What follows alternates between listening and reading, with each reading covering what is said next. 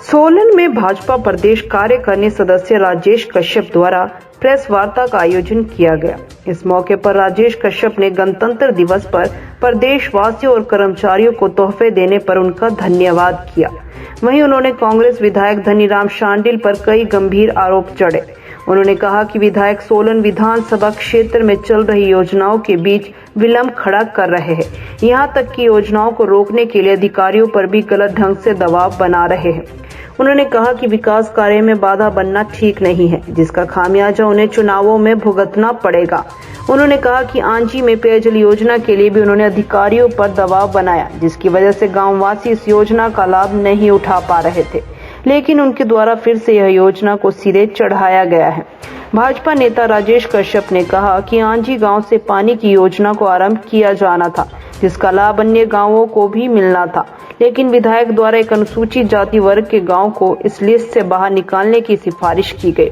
वह गांव वासी उनके पास पहुंचे तो उन्होंने उस गांव को दोबारा से उस सूची में शामिल किया गया।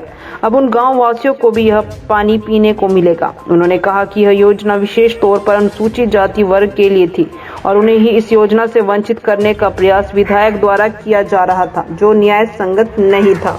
2018-19 में माननीय ठाकुर जयराम जी से हमने रिक्वेस्ट की थी कि एक स्कीम जो है पानी की आंजी सुधारक बलेनीखट से वो लिफ्ट होनी है, उसके लिए 98 लाख रुपए जो है गवर्नमेंट ने सैंक्शन किया है। लेकिन अनफॉर्चुनेटली उसमें एक बात सामने आई है कि माननीय विधायक जी ने आंजी गांव जो है उसको उस स्कीम से बाहर करने का एक डीओ नोट जारी किया, द्वारा से जो है उसको सरकार के पास ले जा करके और उस गांव को फिर उसमें इंक्लूड किया है, क्योंकि वो स्कीम ही ऐसी कंपोनेंट के तहत भी बनाई गई थी और उसमें आंजी गांव मुख्य था। तो ऐसी परिस्थिति में ऐसे गांवों को जो है पानी से उसको वंचित करना एक जो है मैं समझता हूँ एक अच्छी बात नहीं। कंडाघाट से कृष्ण सिंह भान की रिपोर्ट।